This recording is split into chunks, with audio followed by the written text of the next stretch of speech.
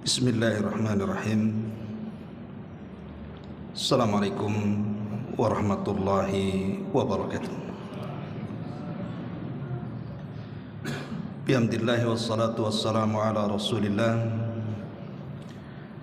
wa ala alihi wa sahbihi wa mawalah wa la hawla wa la quwata illa billahi wa ba'du. Hadirin dan hadirat yang dimuliakan Allah Subhanahu wa taala. Alhamdulillah di malam hari ini kita bisa duduk kembali di Masjid Muhajirin dan kita senantiasa terus mendoakan bagi yang telah membangunnya dan yang ikut memakmurkannya. Malam ini mungkin kita akan kembali ke tema-tema yang dulu, di mana kita membahas tafsir daripada surah Al-Baqarah. Dan kalau saya tidak ingat, kita sudah sampai ke ayat 25 di dalam surah Al-Baqarah ini. Jadi kita mulai dari ayat 25 dan juga seterusnya. A'udzubillahi minasyaitonirrajim. Bismillahirrahmanirrahim. Wa basyiril ladzina amanu wa 'amilus salihati anna lahum jannatin tajri min tahtihal anhar. Kullama ruziku minha min thamaratir rizqa qalu hadzal ladzi ruzikna min qablu wa utu bihi mutasyabihan wa lahum fiha azwajum mutahharatu wa hum fiha khalidun. Dan sampaikanlah berita kepada mereka orang-orang yang beriman dan orang-orang yang berbuat baik, bahwa bagi mereka disediakan surga-surga yang mengalir sungai-sungai di dalamnya. Setiap mereka diberikan rizki buah-buahan dalam surga-surga itu, mereka pun mengatakan, inilah yang pernah diberikan kepada kami dahulu di dunia. Mereka diberi buah-buahan yang serupa, dan untuk mereka di dalamnya ada istri-istri yang suci, dan mereka akan kekal abadi di dalamnya. Al-Baqarah 25. Baik, ma'asyiral muslimin wal muslimat rahimani wa rahimakumullah. Di sini Allah Subhanahu wa taala mengatakan wa basyiril ladzina amanu wa 'amilus shalihat. Sampaikan berita gembira kepada orang-orang yang beriman dan orang-orang yang beramal saleh. Sebagian ahli tafsir mengatakan khitab ayat ini, artinya yang diajak bicara oleh ayat ini adalah Nabi SAW dan para sahabatnya. Jadi Allah Subhanahu wa taala menghabar gembirakan Nabi dan para sahabat di zamannya dengan habar gembira surga karena iman dan amal saleh mereka. Tapi ahli tafsir yang lainnya mengatakan ayat ini umum, bukan hanya mencakup Nabi dan para sahabat, tetapi seluruh orang-orang yang beriman dan beramal saleh sejak zaman Nabi hari ini sampai kiamat dibangkitkan. Maka ayat ini berlaku bagi mereka. Kenapa demikian? Karena kaidah memahami Al-Quran itu sebagaimana ma'ruf dicatat oleh para ulama tafsir, al-ibratu bi umumil lafzi la bi khususis sabab. Bahwa mengambil pelajaran dari Al-Quran itu bukan karena khususnya turun ini kepada siapa, tetapi umumnya lafaz ini mencakup siapapun yang membacanya. Artinya bahwa ayat ini umum. Kabar gembira yang diberikan Allah Subhanahu wa taala kepada orang-orang yang beriman dan beramal saleh ini adalah umum, baik bagi orang-orang di zaman Nabi, maksudnya para sahabat, ataupun kita semua yang menjadi umat Nabi sallallahu alaihi wasallam. Maka berbahagialah dengan janji Allah Subhanahu wa taala dalam ayat ini. Di sini Allah Subhanahu wa taala memisahkan antara iman dan amal saleh. Padahal sebenarnya amal saleh itu bagian daripada iman. Seseorang akan meningkat imannya kalau dia banyak melakukan amal salehnya, dan seseorang akan melemah keimanannya kalau dia lemah dalam amal salehnya. Lalu kenapa Allah Subhanahu wa taala memisahkan antara iman dan amal saleh di sini? Para ulama tafsir menyebutnya dengan sebutan dzikrul khas ba'dal am, menyebutkan perkara khusus setelah menyebutkan perkara umum. Untuk apa maksudnya? Supaya manusia paham tentang pentingnya amal saleh untuk meningkatkan iman. Artinya amal saleh dalam meningkatkan iman itu lebih besar dibandingkan yang lain. Sama ketika Allah Subhanahu wa taala menyebutkan kalimat Jibril dipisahkan dengan para malaikat. Allah Subhanahu wa taala mengatakan tanazzalul malaikatu warruhu. Di malam Lailatul Qadar para malaikat itu turun ke bumi, dan juga ruh, maksudnya Jibril di sini. Kenapa Jibril dipisahkan dari kalangan malaikat? Bukankah Jibril itu bagian daripada para malaikat? Itulah yang disebut dengan dzikrul khas ba'dal am, menyebutkan perkara khusus setelah sebelumnya menyebutkan perkara umum. Untuk apa maksudnya? Untuk menunjukkan bahwa Jibril ini bukan malaikat biasa, tapi malaikat yang luar biasa. Bahkan dia adalah pemimpinnya para malaikat. Makanya dikeluarkan, dikhususkan setelah menyebut kalimat umum untuk mengetahui kedudukan Jibril di antara seluruh para malaikat. Maka dalam ayat ini juga sama. Ketika amal saleh kemudian dikeluarkan dari iman, bukan berarti amal saleh itu bukan bagian daripada iman, tidak. Dia bagian daripada iman. Tapi kenapa disebutkan terpisah? Supaya orang paham bahwa iman itu tidak mungkin tegak kecuali dengan amal saleh. Ma'asyiral muslimin wal muslimat rahimakumullah. Di sini Allah Subhanahu wa taala menjelaskan kepada kita tentang tabsyir, kabar gembira. Kita tahu bahwa sesuatu yang paling besar dari faedah kenapa Allah Subhanahu wa taala menghabar gembirakan bagi orang-orang yang beriman dan beramal saleh dengan sorga yang luar biasa kenikmatannya itu.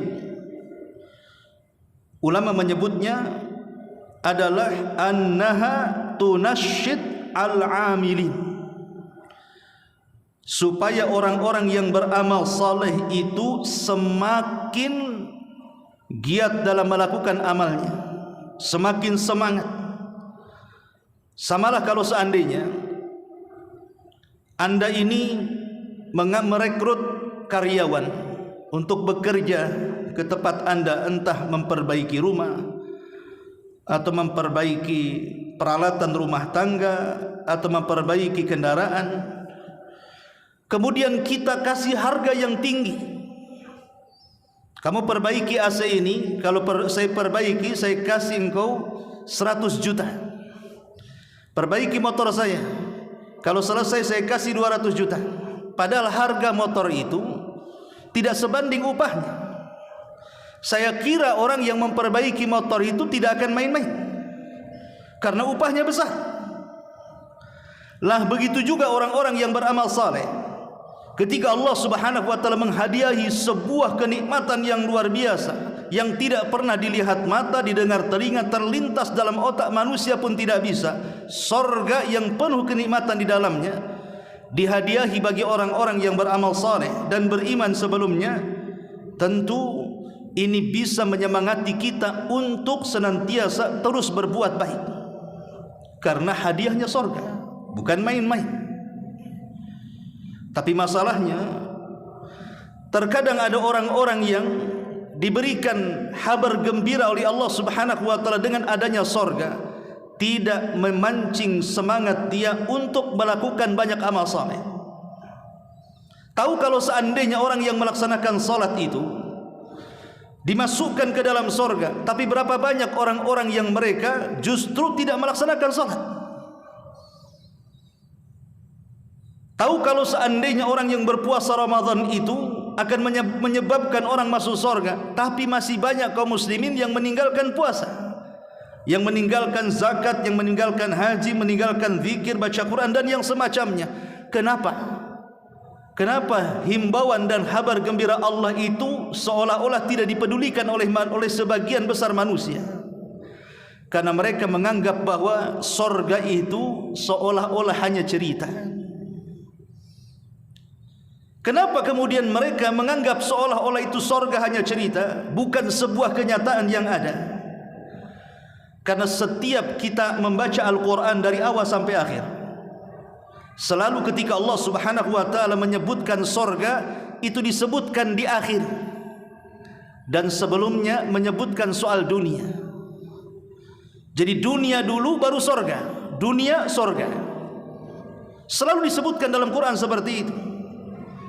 Mendahulukan menyebutkan dunia, baru menyebutkan akhirat.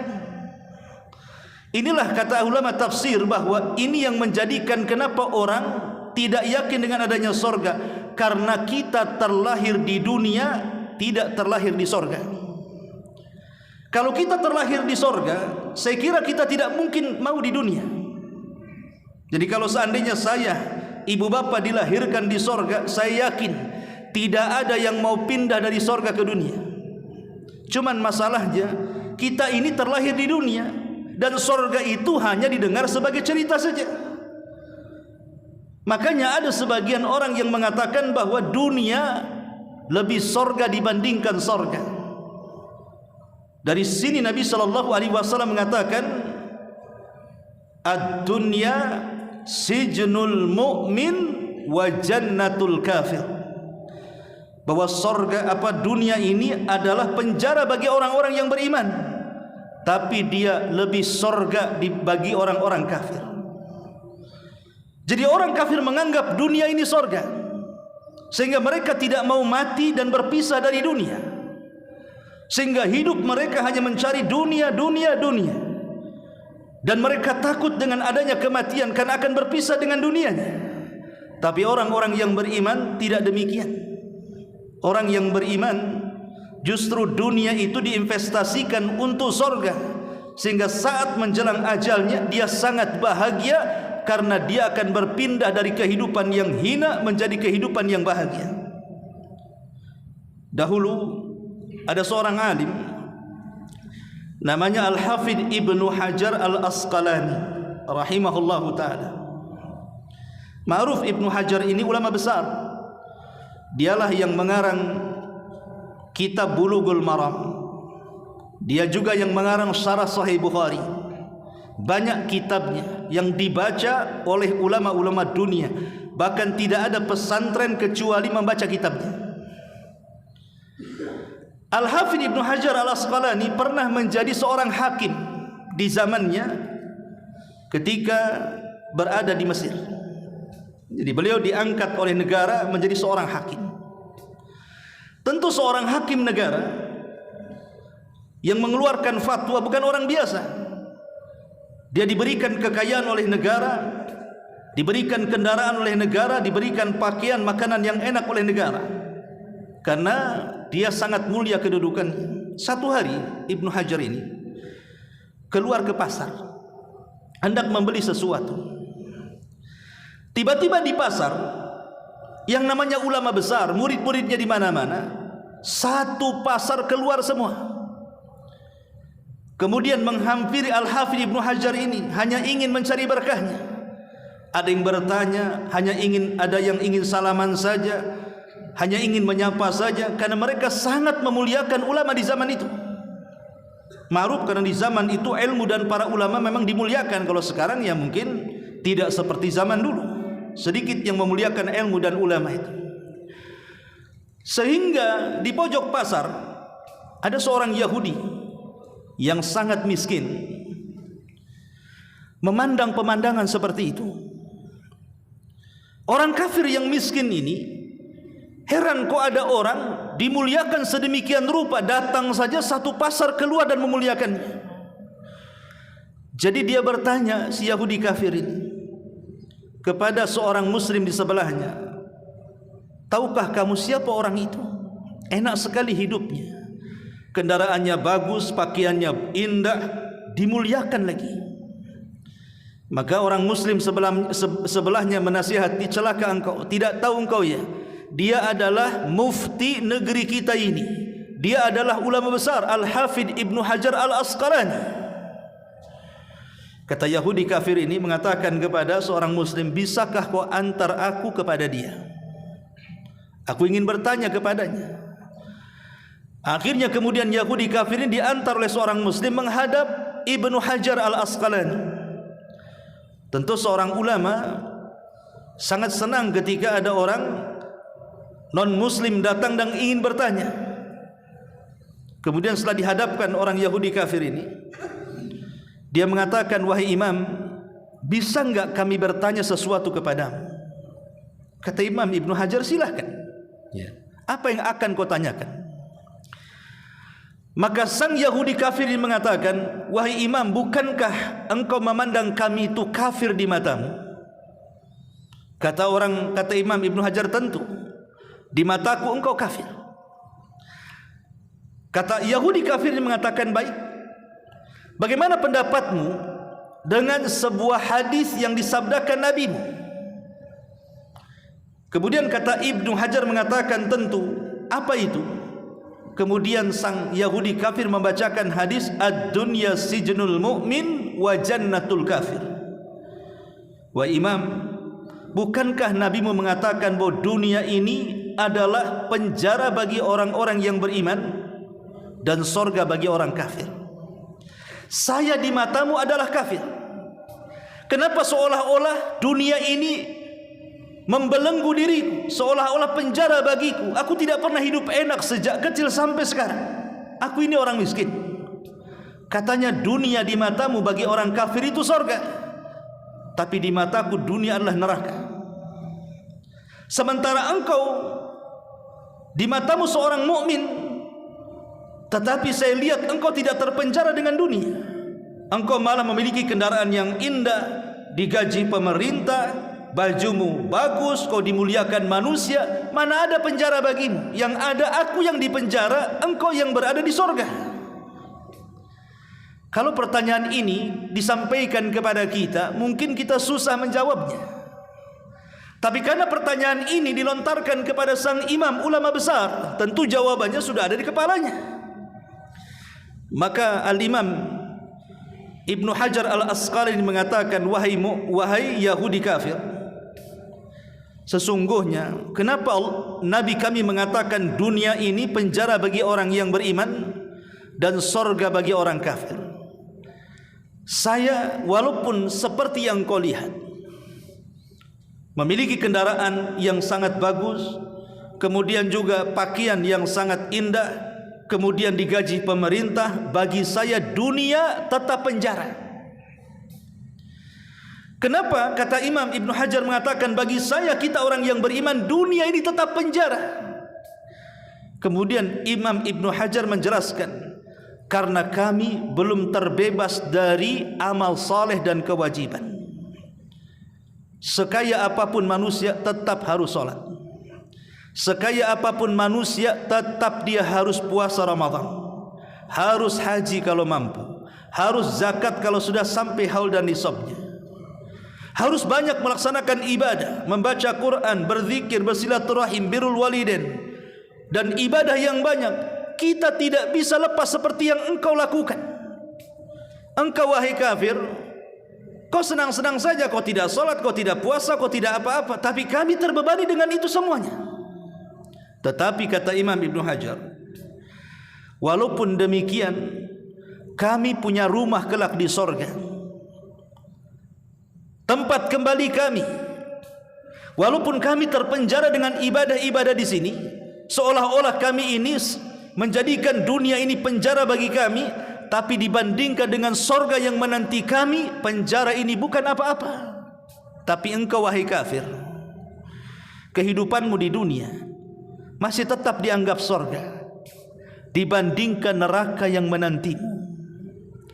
Sebab kalau seandainya kau masuk neraka, dipastikan kau lebih memilih hidup di dunia dengan kondisimu.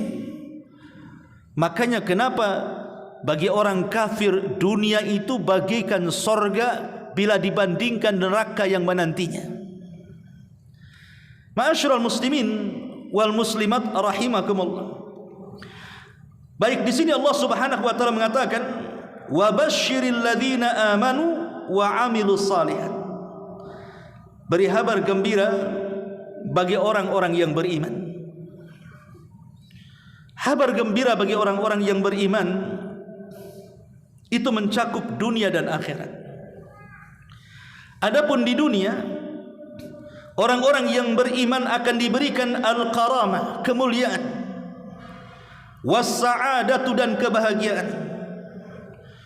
Dan itu dijelaskan di dalam Al-Qur'anul Karim, di mana Allah Subhanahu wa taala mengatakan, "Man 'amila salihan, man 'amila salihan min dzakarin wa untha, min dzakarin aw untha, wa huwa mu'minun falanuhyiyannahu hayatan thayyibah." Bagi orang-orang yang beramal saleh dan dia laki-laki ataupun perempuan dalam kondisi beriman, maka kami akan berikan kehidupan yang indah di dunia. Walanaziyannahum,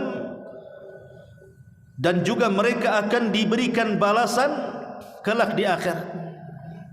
Jadi dalam ayat ini Allah Subhanahu wa taala ingin katakan bahwa orang-orang yang beriman di dunia itu dipenuhi dengan kebahagiaan, dan di akhirat jauh lebih bahagia lagi.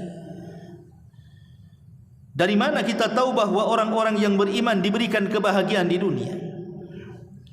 Karena orang-orang yang beriman itu di dunia akan diberikan hadiah berupa al-maghfiratu mir rabbihim. Pertama, dosa-dosa mereka akan diampuni oleh Allah Subhanahu wa taala.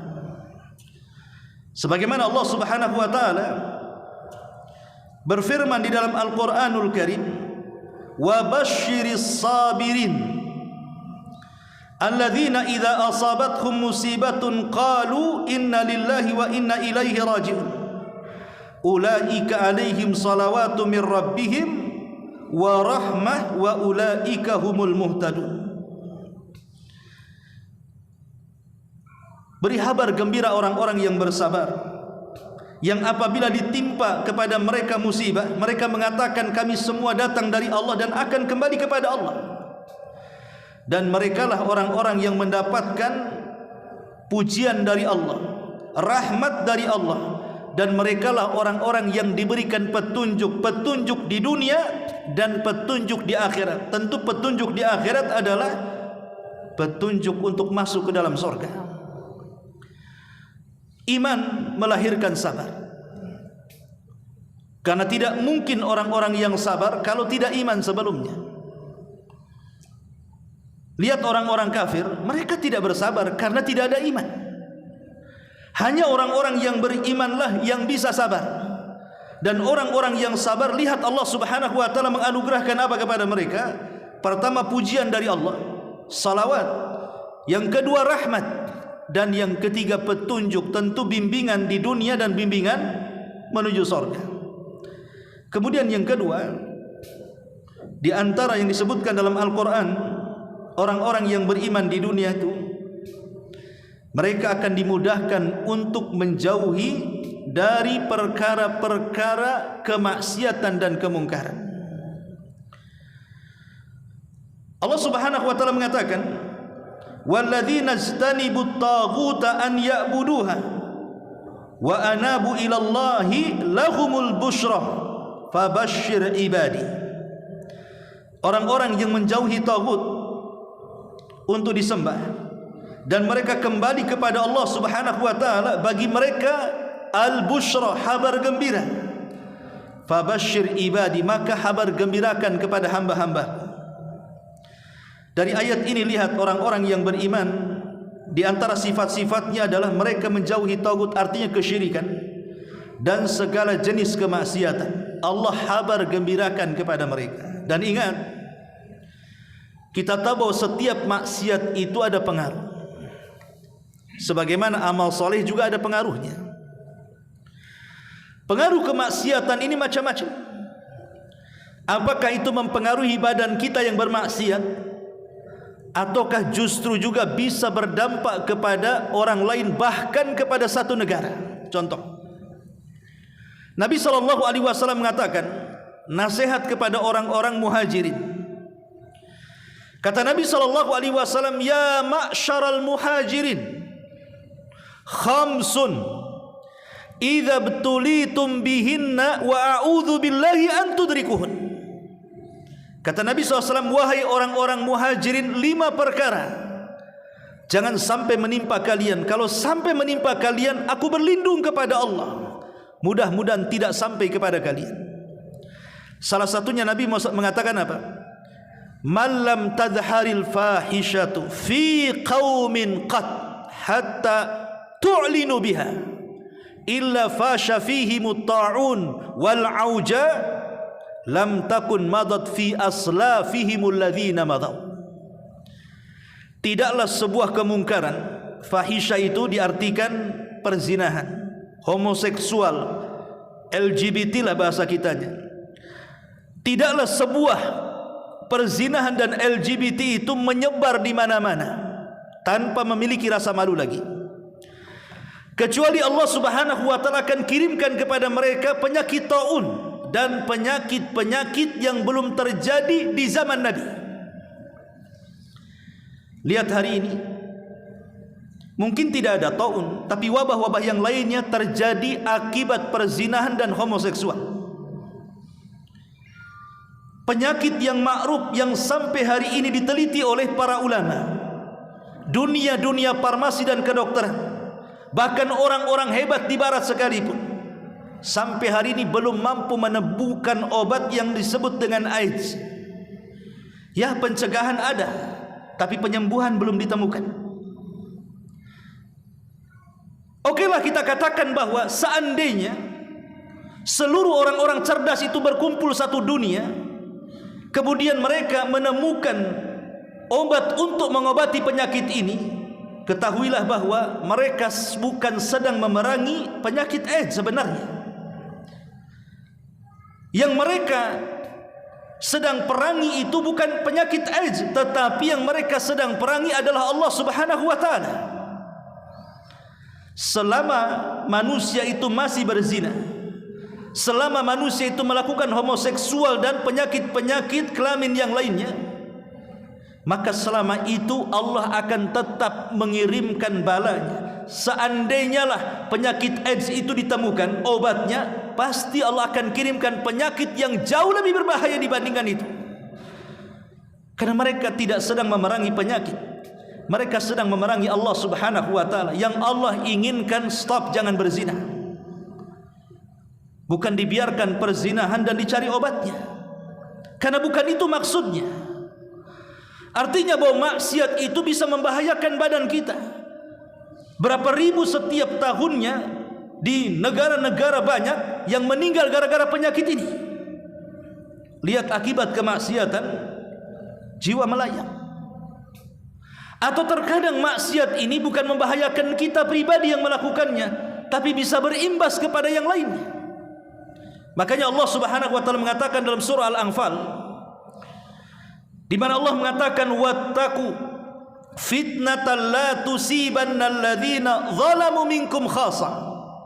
Takutlah kepada fitnah yang kalau diturunkan Allah berupa azab, itu bukan hanya menimpa orang-orang zalim saja di antara kalian, bahkan orang-orang baik pun akan terkena imbasnya.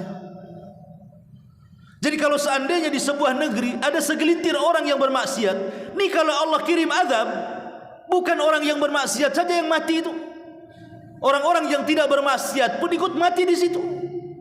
Kalau terjadi gempa, tsunami, gunung meletus dan yang semacamnya, itu bukan orang-orang jahat saja yang mati, orang baik pun mati, orang soleh pun mati di situ. Makanya pentingnya al-amru bil ma'ruf wan nahyu anil munkar, menyeru manusia kepada kebaikan dan mencegah dari kemungkaran. Makanya ada sebuah riwayat dari kisah-kisah Israiliyat, walaupun sebagian para ulama melemahkan riwayat ini, tapi enggak masalah, kita ambil ibrahnya. Jadi satu hari Nabi Musa alaihi salatu wassalam mengajak seluruh Bani Israel, karena ketika itu terjadi paceklik, bertahun tidak turun hujan. Jadi Nabi Musa membawa Bani Israel ke tengah-tengah lapangan untuk melakukan istisqa, minta hujan. Setelah lama Nabi Musa alaihi salatu wassalam berdoa kepada Allah dan mengajak Bani Israel berdoa kepada Allah, hujan tidak kunjung turun. Justru langit bukan malah hitam, makin cerah. Padahal kita tahu Nabi Musa ini adalah Nabi yang suka berdialog dengan Allah. Tapi kenapa dalam hal ini doanya tidak dikabulkan? Mulailah Musa penasaran. Dia berdialog dengan Allah subhanahu wa ta'ala, ya Rabb, kenapa doaku engkau tidak kabulkan? Dan doa-doa Bani Israel kenapa kau tolak? Kata Allah subhanahu wa ta'ala kepada Musa, wahai Musa, masalahnya satu. Di tengah-tengah kaummu yang ribuan yang berada di tanah lapang itu, ada seorang laki-laki, dia bermaksiat kepada Allah subhanahu wa ta'ala selama 40 tahun. Rajulun asallah arba'ina sanatan, ada seorang laki-laki bermaksiat kepada Allah 40 tahun. Kalau engkau ingin turun hujan, keluarkan orang itu. Nabi Musa mengatakan, ya Rabb, saya ingin tahu yang mana satu orangnya, siapa namanya, saya akan keluarkan dia dari sini. Tapi Allah mengatakan, ya Musa, aku tidak akan menyebutkan dia, kau cari sendiri. Kau tinggal teriak saja, siapa yang pernah bermaksiat 40 tahun keluar dari lapangan ini. Akhirnya Nabi Musa alaihi salatu wassalam mengumpulkan Bani Israel, mulai tampil di atas mimbar dan mengatakan, man minkum asallaha arba'ina sanatan fakhruj. Siapa di antara kalian yang bermaksiat selama 40 tahun dan tidak bertobat, keluar dari sini. Karena tidak menyebut nama, orang ribuan, masing-masing orang memandang kiri kanan. Jangan-jangan kamu, jangan-jangan kamu. Semua akhirnya bingung, yang mana satu karena tidak menyebut nama. Rupanya dari sekian ribu Bani Israel adalah yang merasa bahwa jangan-jangan itu yang dimaksud saya. Karena saya selama 40 tahun saya bermaksiat dan tidak pernah bertobat. Mulailah dia menundukkan kepalanya, kemudian menutup dengan serbannya dengan malunya. Kemudian dalam hatinya dia mengatakan, ya Rabb, aku sudah 40 tahun bermaksiat kepadamu, engkau tutup aibku. Apakah hari ini kau akan bongkar aibku? Engkau sudah menutup aibku selama 40 tahun, tidak ada orang yang tahu aku ini ahli maksiat. Apakah hari ini engkau akan bongkar aibku di hadapan ribuan orang-orang di sini? Maka dia menangis, kemudian meneteskan air mata dan mengatakan, ya Rabb, tubtu ilaika ya Rabb, aku bertobat sungguh-sungguh kepadamu ya Rabb, maka setelah ini aku tidak akan maksiat lagi. Ketika dia bertobat, menangis, dan dia berjanji tidak kembali ke maksiat, tiba-tiba langit yang tadinya cerah menjadi gelap dan siap menurunkan hujannya. Nabi Musa alaihi salatu wassalam heran, kenapa Allah subhanahu wa ta'ala langsung menggelapkan langit padahal belum ada yang keluar dari situ. Maka dia datang lagi menghadap Allah dan mengatakan, ya Rabb, bukankah kau tadi mengatakan engkau tidak akan mengijabah doa-doa kami dan tidak mungkin menurunkan hujan sampai kau keluarkan satu orang yang bermaksiat 40 tahun. Orang itu belum keluar, kenapa kau ijabah? Maka Allah mengatakan, ya Musa, orang yang bermaksiat 40 tahun itu sudah bertobat. Karena tobatnya inilah aku turunkan hujan. Maka Musa mengatakan, ya Rabb, tunjukkan siapa dia, siapa namanya, saya ingin tahu siapa dia. Maka Allah mengatakan, ya Musa, ketika orang itu 40 tahun bermaksiat, ku tutup aibnya. Sekarang dia sudah bertobat, ku bongkar aibnya. Ketika bermaksiat saja ku tutup aibnya, masa setelah bertobat ku bongkar aibnya? Lihat bagaimana rahimnya Allah Subhanahu wa taala kepada kita. Bayangkan kalau seandainya maksiat kita satu saja dibongkar, boleh jadi kita bisa mati berdiri, malu dan dipermalukan oleh manusia. Tapi Allah itu rahim. Banyak di antara kita yang ditutup aibnya, sehingga walaupun kita ini sebenarnya hina di mata manusia, tetap memuliakan kita. Kenapa?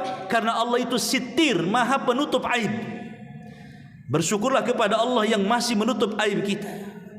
Makanya kenapa termasuk dosa besar orang yang menceritakan aibnya sendiri kepada orang lain. Kata Nabi SAW, ada manusia yang ketika kemudian dia bermaksiat di malam hari, tiba-tiba dia bongkar aibnya kepada manusia di siang hari, atau bermaksiat di siang hari Allah sudah tutup aibnya, dia bongkar pula maksiatnya di malam hari.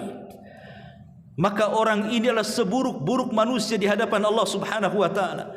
Inilah Allah mengatakan kepada Musa, wahai Musa, ketika dia bermaksiat ku tutup aibnya, masa setelah kau tobat aku bongkar aibnya? Tidak bisa wahai Musa. Maka sejak itu Nabi Musa tidak tahu siapa orangnya. Tapi dari sini kita tahu, lihat akibat satu orang yang bermaksiat, tidak turun hujan dan menjadikan kekeringan dan membahayakan ribuan manusia. Satu orang yang bermaksiat, satu negara bisa rugi. Itulah maksiat namanya. Ma'asyiral muslimin yang dimuliakan Allah Azza wa Jalla, hanya orang-orang yang beriman yang akan menjauh dari kemaksiatan. Karena iman itu yazid wa yankus, dia bisa berkurang, dia bisa bertambah. Dia berkurang karena kemaksiatan, dan dia bertambah karena amal saleh, ketaatan kepada Allah Subhanahu wa taala. Ma'asyiral, inilah gaya orang-orang yang beriman, maka mereka mampu menjauhi kemaksiatan dan kemungkaran. Dengan adanya orang-orang yang beriman, maka terselamatkanlah pribadi-pribadi manusia, bahkan terselamatkan satu bangsa karena keimanannya. Ini tentu kabar gembira di dunia. Adapun di akhirat, bukan hanya sebelum masuk surga, setelah masuk surga, tapi sebelum masuk surga, ketika di alam barzakh, bahkan ketika saat detik wafatnya saja, orang-orang yang beriman itu sudah dibahagiakan Allah.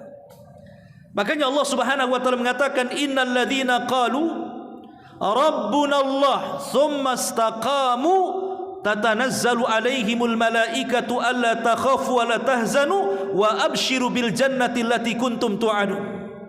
Orang-orang yang mengatakan Rabb kami Allah, kemudian mereka istiqamah di atas iman kepada Allah, maka saat kematiannya turun para malaikat. Untuk apa? Untuk menghabar gembirakan kepadanya. Karena setiap orang yang sedang sakaratul maut itu dikirim 4 malaikat.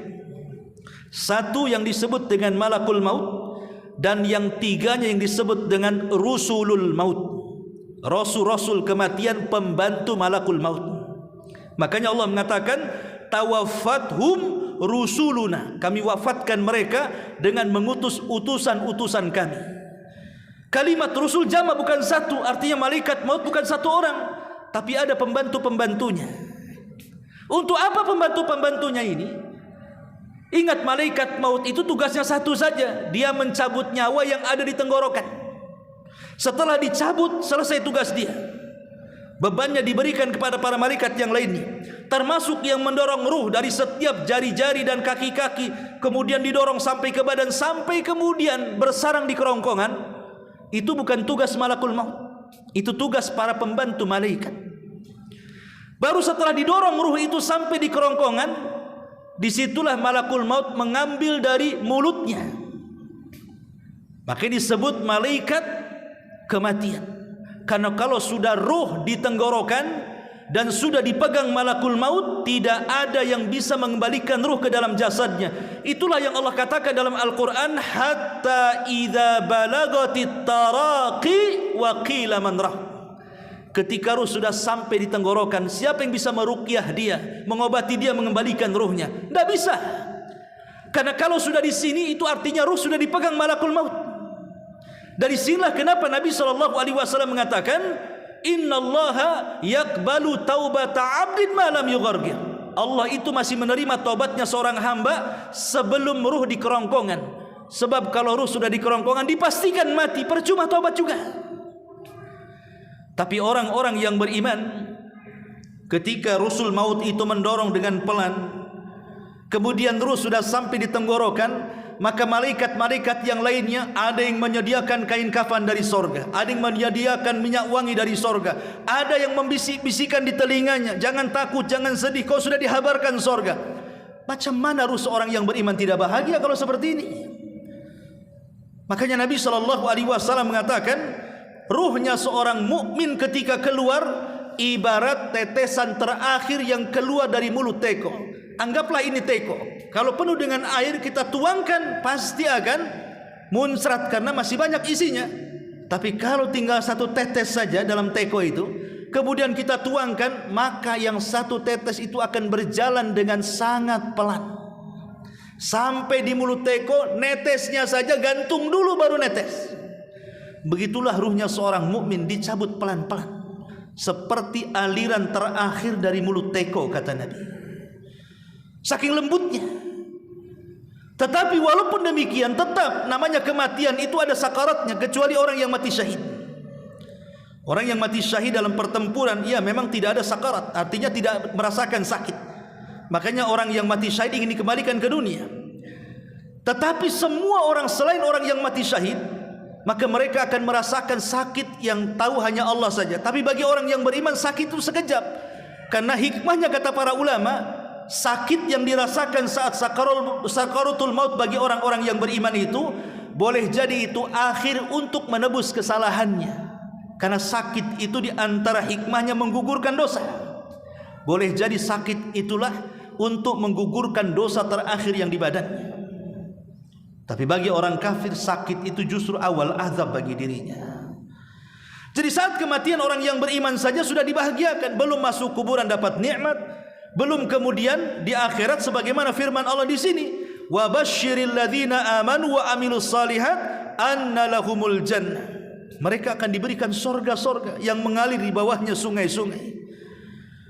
Ma'asyiral muslimin wal muslimat rahimakumullah. Ini yang pertama. Yang kedua, Allah menghabar gembirakan setelah iman adalah amal soleh. Amal soleh ini definisinya adalah orang yang melakukan kewajiban dia kepada Allah, atau disebut dengan haqqullah. Dan yang kedua, memberikan kewajiban kepada sesama makhluk Allah.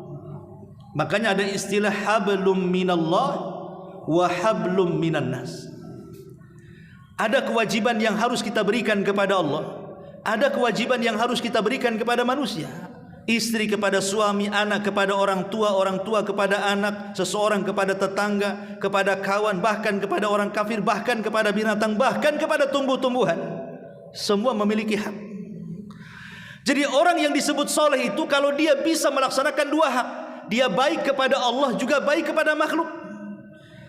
Karena ada di antara manusia itu dia baik kepada Allah tapi tidak baik kepada makhluk, belum dikatakan soleh. Di satu sisi ada orang yang baik kepada makhluk, tidak baik pula hubungan dengan Allah, belum dikatakan soleh. Kalau ingin dikatakan soleh, baiklah kepada Allah, baiklah kepada makhluk, baru dikatakan soleh.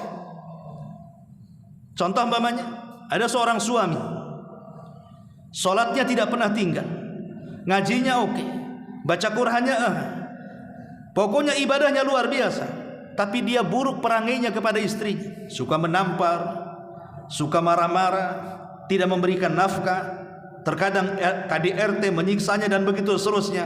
Maka ini belum dikatakan soleh walaupun dia ahli ibadah, karena dia belum berbuat baik kepada manusia. Atau sebaliknya, sama istrinya luar biasa, kasih rumah yang bagus, kendaraan yang enak, gajinya pun diserahkan, selalu senyum, tidak pernah menyakiti, semua hak dan kewajibannya diberikan, tapi tidak pernah sholat, tidak pernah berzikir, tidak pernah baca Quran, tidak pernah macam-macam dengan Allah. Ini pun belum dikatakan soleh, karena dia hanya satu kewajiban dilaksanakan, tapi kewajiban utamanya ditinggalkan. Jadi kalau ingin dikatakan soleh, lakukan dua perkara: baguskan hubungan kita dengan Allah, Kemudian setelah itu baguskan hubungan kita dengan manusia. Makanya dari sini Nabi SAW mengatakan, "Idza ja'akum man tardawna dinahu wa khuluquhu fazawwijuhu." Kalau ada seorang laki-laki mau melamar salah satu anak dari putri kita, umpamanya kita punya anak perempuan, datanglah laki-laki kepada kita untuk melamar anak kita. Apa kata Nabi SAW? Lihat dua perkara. Pertama agamanya, yang kedua akhlaknya. Kalau agamanya oke, akhlaknya top, kata Rasul, nikahkan anak kita dengan dia. Kalau tidak, hancur anak kita. Kenapa? Karena orang ini sudah memiliki syarat kebahagiaan. Kebahagiaan yang pertama, hubungan dia dengan Allah, agamanya. Kebahagiaan yang kedua, hubungan dia dengan makhluk, akhlaknya. Kalau hanya memilihkan agamanya saja tapi tidak berakhlak, anak kita tidak akan bahagia. Kalau hanya memilihkan akhlaknya saja, campakkan agamanya, tidak akan bahagia. Ambil dua-duanya. Masalahnya kalau zaman sekarang jarang orang yang berpikir ke situ. Kalau seandainya ada dua laki-laki, satu santri saya Jabal Uhud, hafal Quran tapi miskin, tinggal di Ruli. Yang satu pula dokter, tinggal di Sukajadi, gajinya ratusan ribu, rumahnya bagus, kendaraannya mewah. Datang dua-duanya melamar putri kita. Kira-kira mana yang dipilih? Santri saya atau dokter spesialis? Nggak mungkin orang berpikir, nantilah kasih dokter dulu. Nanti kalau yang muridnya ustadz tuh kalau punya adik lagi, paling gitu jawabannya, supaya nggak tersinggung kan? Karena apa? Kita berpikir soal dunia masalahnya. Tidak terpikir bahwa kehidupan ini bukan sekali. Kehidupan ini bisa dua kali. Makanya Allah mengatakan, kaifa takfuruna billahi wa kuntum amwatan fa ahyaakum thumma yumitukum thumma yuhyikum thumma ilaihi turja'un. Bagaimana kalian bisa kufur kepada aku, kata Allah. Dulu kalian tidak ada, kami hidupkan kalian, kami wafatkan kalian, kami hidupkan kembali kalian, dan kepada Allah lah kalian dikembalikan. Lihat, Allah menyebut dua kata hidup. Artinya apa? Manusia akan hidup di dua kata hidup ini. Kehidupan pertama adalah kehidupan dunia, dan kehidupan kedua adalah kehidupan akhirat. Ingat, kehidupan kedua ditentukan oleh kehidupan pertama. Kehidupan akhirat itu ditentukan oleh kehidupan dunia. Dan ingat bahwa kehidupan dunia ini sangat pendek. Kehidupan akhirat itu sangat panjang dan sangat kekal dan sangat abadi. Sampai-sampai ada istilah, sependek-pendeknya kehidupan akhirat pasti dia panjang, tapi sepanjang-panjangnya kehidupan dunia pasti dia pendek. Mana ayatnya? Inna yawman inda rabbika ka alfi sanatin mimma ta'udun. Satu hari kehidupan akhirat dibandingkan kehidupan dunia ibarat 1000 tahun. Kalau seandainya orang masuk neraka satu hari, seolah-olah disiksa di dunia 1000 tahun. Bayangkan, kalau orang masuk surga satu hari, seolah-olah mendapatkan kenikmatan di dunia 1000 tahun. Itulah yang saya katakan, sependek-pendeknya kehidupan akhirat pasti dia panjang, tapi sepanjang-panjangnya kehidupan dunia pasti dia pendek. Tetapi panjangnya kehidupan akhirat tetap ditentukan oleh pendeknya kehidupan dunia. Maka hati-hati hidup di dunia, karena menentukan baik buruknya di akhirat. Makanya ada istilah dalam Quran itu, "Waman ya'mal mithqala dzarratin khairan yarah, waman ya'mal mithqala dzarratin syarran yarah." Sekecil apapun yang kita tanam di dunia pasti akan dituai di akhirat. Kebaikan menuai kebaikan, keburukan menuai keburukan. Begitulah Allah Subhanahu wa taala katakan dalam Quran.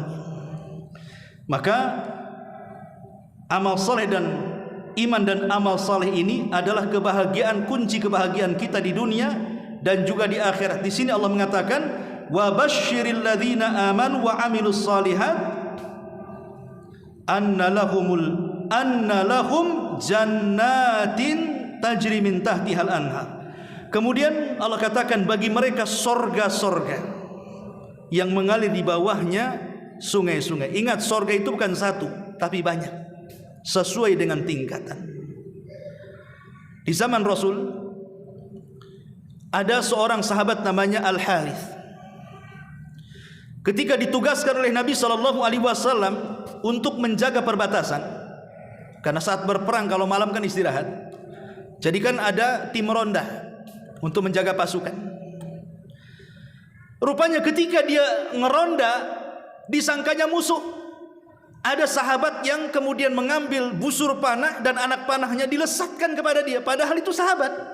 Disangkanya musuh, padahal dia sedang ronda. Disangkanya mata-mata musuh masuk, mati dia gara-gara panah itu. Kemudian setelah itu esoknya berperang dan Allah menangkan peperangan. Saat pulang, semua keluarga tentu menanti keluarganya yang selamat ataupun yang syahid. Maka Ummu Haris, ibunya Al Haris ini bertanya kepada para sahabat, mana anakku? Kenapa belum pulang? Orang-orang mengatakan anakmu tertembak salah sasar. Kemudian ibunya, kalau begitu anakku tidak mati syahid, karena tidak mati dalam peperangan, karena ini kan mati salah sasar namanya. Apakah anakku di surga atau di neraka? Maka dia datang kepada Nabi SAW sambil nangis dan mengatakan, ya Rasulullah, ainal Haris, di mana Haris putraku? Maksudnya kalau dia mati, apakah dia masuk surga atau neraka? Di mana putraku? Maka Nabi SAW mengatakan, putramu ada di surga yang paling tinggi. Maksudnya surga ada, dan surga itu bukan satu tingkatan, kata Nabi. Artinya surga itu banyak tingkatan. Makanya Syekhul Islam Ibnu Taimiyah rahimahullah taala ketika memberikan catatan kepada hadis Nabi SAW kepada para pembaca Quran nanti di sorga, Allah mengatakan dan mengumpulkan orang-orang yang pakar Quran, yang gemar membaca Quran itu. Apa kata Allah? Iqra, baca Quran, wartak, naik kau ke sana. Kemudian diletakkan rop-rop sayap di pundaknya dan dia pun terbang. Kata Nabi SAW, warattil kama kunta turatil fid dunya. Tartilkan bacaanmu sebagaimana kau membaca Quran di dunia, kau tartilkan juga di sini. Fa inna manzilataka inda akhiri ayatin takruha. Tempat dudukmu di sorga ditentukan dengan akhir ayat yang kau baca di dunia. Ulama mengatakan semakin banyak baca Quran semakin tinggi tingkatannya. Syekhul Islam Ibnu Taimiyah ketika memahami ayat ini mengatakan bahwa jumlah tingkatan di sorga itu sebanyak ayat dalam Al-Quran. Berapa ayat dalam Al-Quran? 6.500 kurang lebih. Sebanyak itulah tingkatan di sorga. Dan satu tingkatan ke tingkatan berikutnya bagaikan langit dan bumi. Satu tingkatan ke tingkatan itu bagaikan langit dan bumi. Sementara tingkatan di sorga itu sebanyak ayat dalam Quran. Bahkan ada sebagian ulama mengatakan sebanyak huruf dalam Quran. Saking banyaknya tingkatan, makanya di sini menggunakan jama'. Lahumul jannat, bahwa sorga itu bukan satu tapi banyak, sesuai dengan tingkatannya. Kemudian Allah mengatakan tajri min tahtihal anhar, di dalamnya mengalir sungai-sungai. Allah mengatakan dalam surah Muhammad ayat 15, masalul jannati allati wu'idal muttaqun fiha anharun min ma'in ghairi asin wa anharun min labanin lam yataghayyar ta'mu wa anharun min khamrin ladzatin lisyaribin wa anharun min asalin musaffa. Perumpamaan sorga yang dijanjikan kepada orang-orang yang bertakwa. Di dalam sorga itu ada sungai dari air yang tidak berubah rasanya dan juga tidak berubah baunya. Kemudian ada air atau sungai dari susu yang tidak berubah rasanya. Kemudian ada air sungai dari khamar yang lezat bagi peminumnya. Dan ada air sungai dari madu yang disaring yang sangat lezat dan enak bagi orang-orang yang memakannya.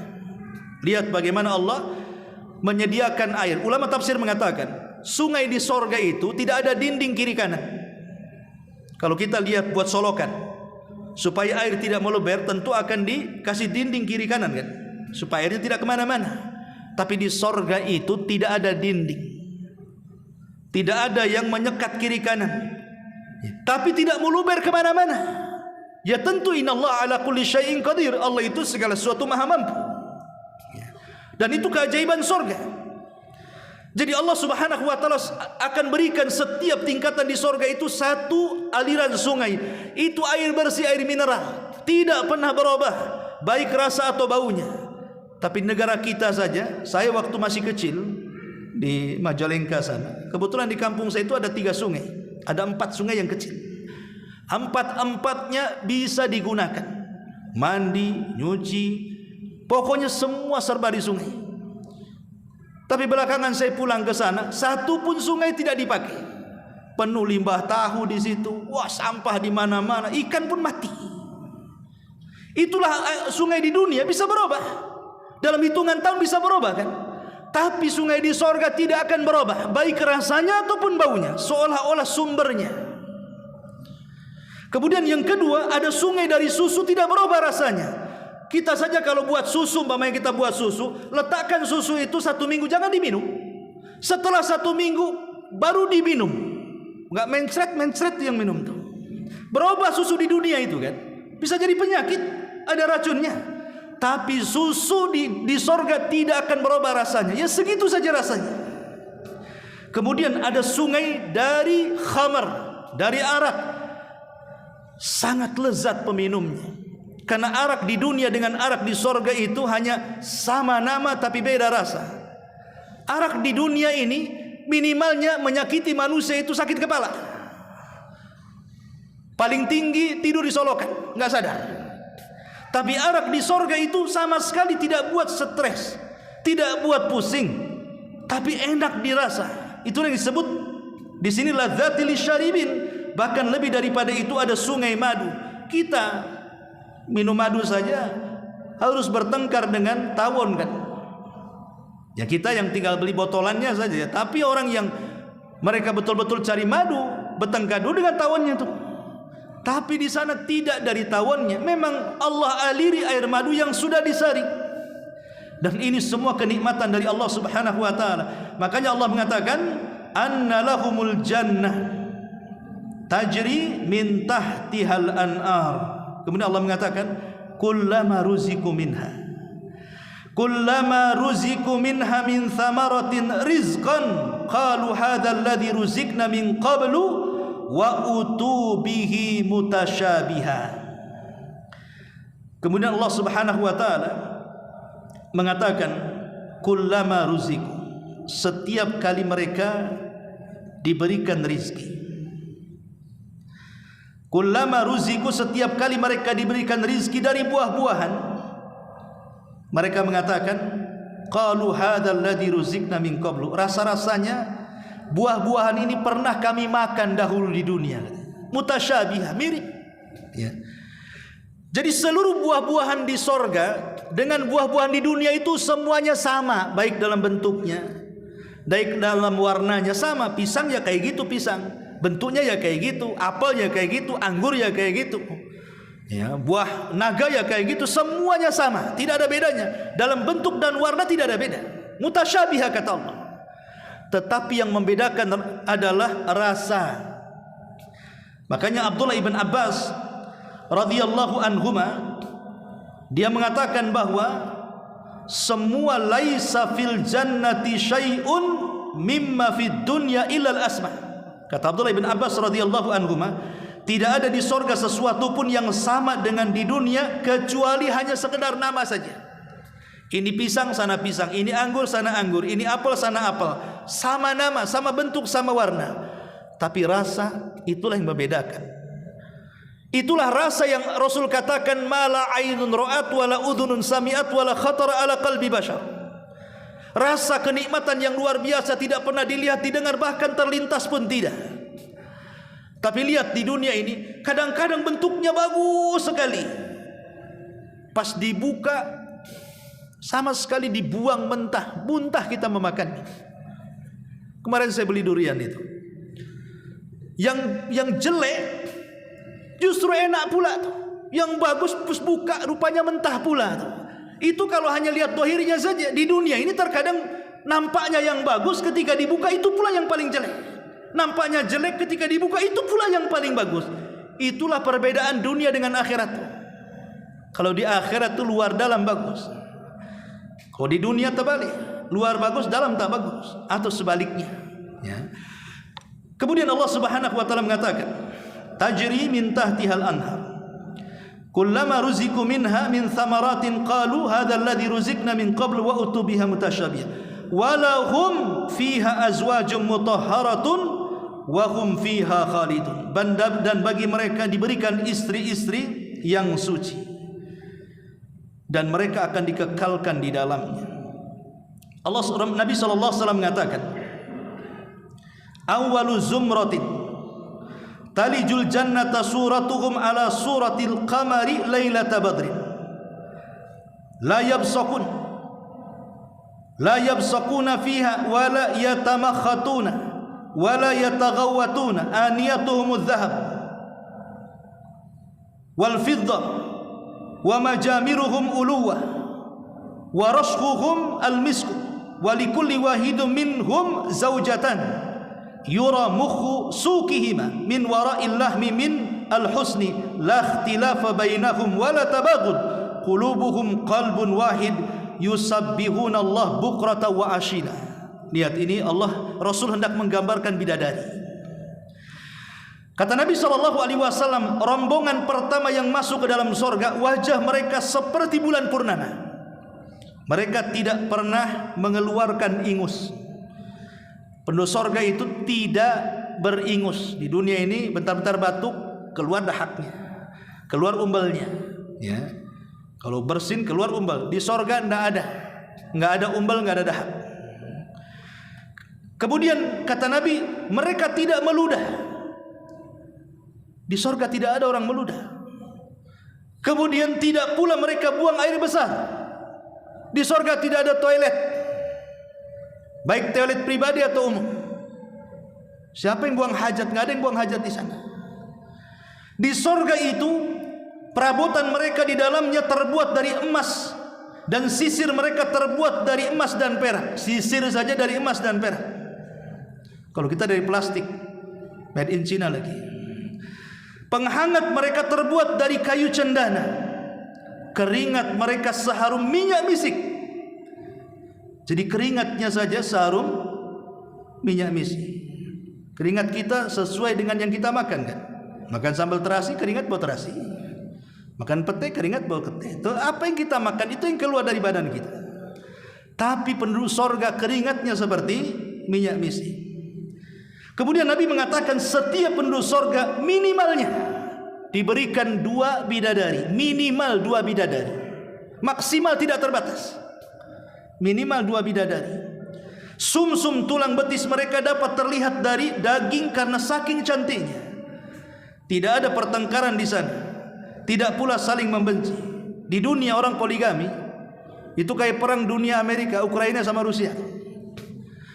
Tapi di surga walaupun bidadarinya banyak, madunya banyak, kata Nabi SAW, tidak saling membenci, tidak saling bertengkar. Hati mereka bagikan hati yang satu, yang senantiasa bertasbih di pagi hari dan juga bertasbih di petang hari. Itulah enaknya di surga. Istri banyak, tapi tak ada yang cemburu. Di dunia istri satu, baru mau akan poligami, ngancam mau bunuh. Belum terjadi padahal kan, apalagi terjadi. Nah ini bagaimana Allah memberikan kebahagiaan yang luar biasa. Diberikan wanita yang suci, tidak berhaid, tidak bernifas, senantiasa perawan. Walaupun dipakai tetap perawan. Umur mereka tidak berubah. Lihat istri kita waktu kita menikah, cantiknya luar biasa. 50 tahun lewat, mandang pun malas kita memandangnya. Tapi lihat wanita sorga itu usianya antara 23 sampai 32 sampai 33. Segitu saja umurnya. Antara 32-33. Tidak akan berubah. Makanya dahulu di zaman Rasul ada seorang nenek-nenek datang kepada Rasul. Rasul, apakah di sorga itu ada nenek-nenek? Kata Rasul, maaf, di sorga nggak ada nenek-nenek. Nenek ini sambil nangis pulang.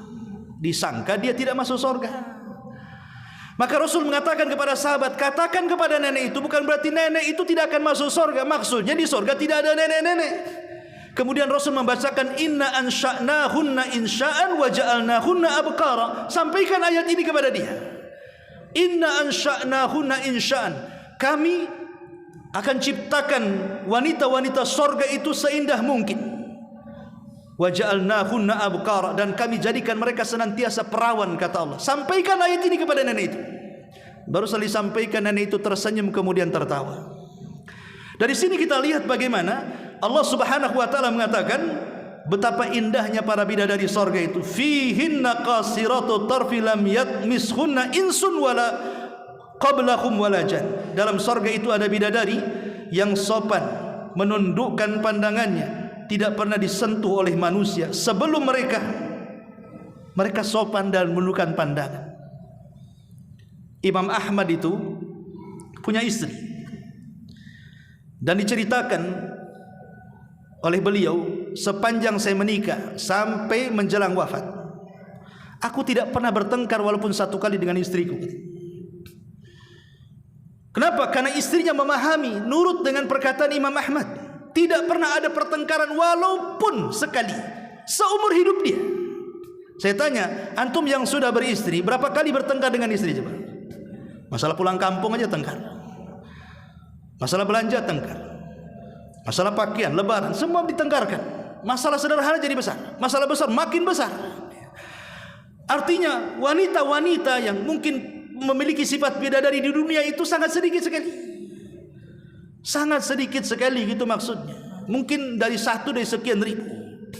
Tapi lihat wanita-wanita sorga itu tidak seperti yang kita bayangkan.